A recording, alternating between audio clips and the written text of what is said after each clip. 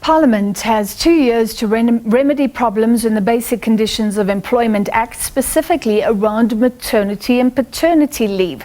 On Wednesday, the South Gauteng High Court ruled in a landmark judgment the parts of the Act unfairly discriminate against mothers and fathers. Applicants Aika and Werner van Wyk, Sonke Gender Justice and other organizations turned to the court to challenge the minimum leave granted to new parents. A mother gets 4 months, while a father gets just 10 days. The applicants argued that this was unconstitutional and discriminatory. The court found that the declaratory orders sought by the applicants were well-founded, adding that sections of the Act offend Sections 9 and 10 of the Constitution. Parliament is now tasked with remedying the defects. In the meantime, Deputy Judge President Roland Sutherland has ruled that in the interim, all parents will enjoy 4 months of consecutive parental leave collectively.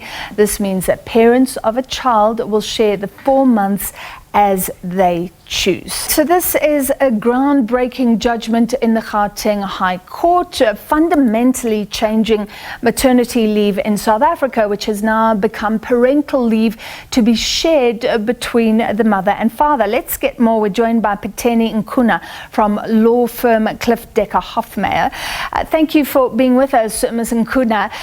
First, let's start. Does this happen immediately? According to some reports, it does have to be confirmed by the Constitutional Court.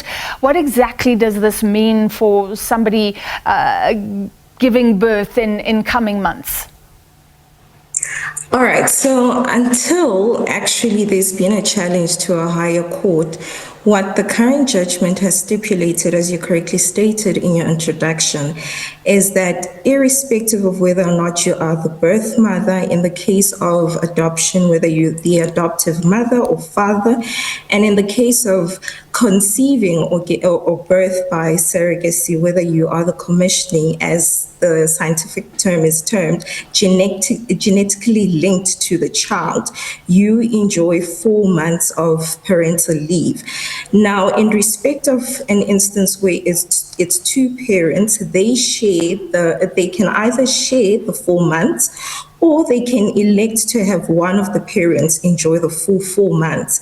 In respect of a single parent, in the instance of a natural birth by a mother, she will still get to enjoy 4 months. Okay. So that's what it means. Until there's a contrary ruling, or until I don't know, at a higher court, this for some reason gets overturned, that this will continue being the state of affairs. All right, and it's effective immediately as of now.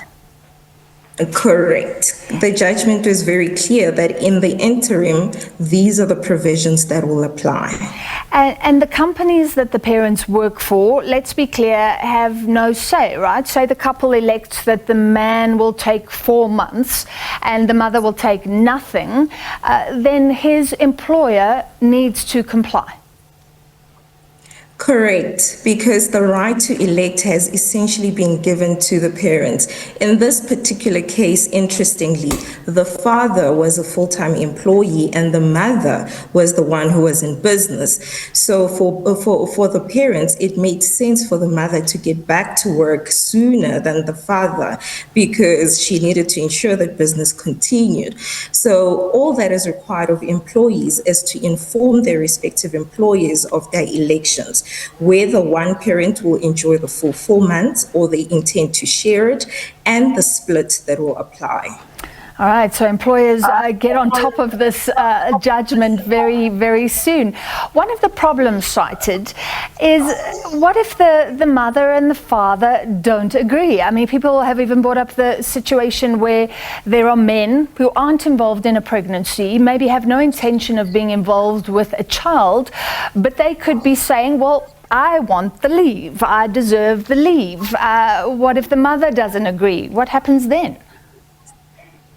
I believe that this question really goes to the practicalities. I would imagine that as an employer, when a parent, whether it's the mother or the father, comes to you and says, I'm expecting, and expecting could be either a child born of a mother, it could be adoption, it could be surrogacy.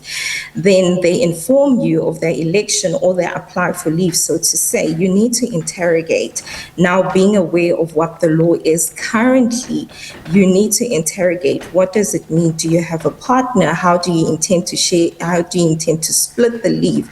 And I would suppose that practically you would need some sort of proof that indeed this person is going on parental leave and what the arrangement is. If there is no agreement, as an employer, you would have to consider how then do you deal with it. Obviously, it does present quite a number of complexities, because if neither of the parents agree, then you have to, there is a request for leave. How then do you deal with it? It's a bit easier where you have a single parent who is also the mother of the child that's going to be born. But if you have two parents and they don't agree, it does present complexities.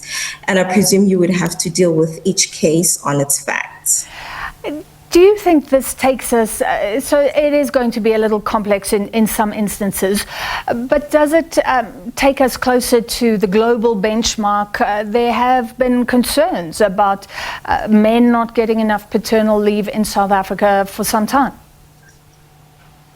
I believe so, because the actual question or the actual issue that came before court was not necessarily looking at what a birth mother goes through during pregnancy and post-pregnancy or post-birth. It was looking at child nurturing. And the court actually concluded that either parent, irrespective of whether or not you gave birth to the child, any parent is capable of providing comprehensive care.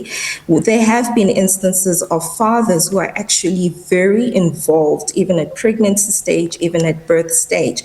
So why deny them an opportunity of early childhood parenting by limiting them to 10 days, 10 consecutive days? Surely, I believe that this judgment does bring us closer to what is more of an, as you termed it, more of a global standard, more of a globally accepted standard.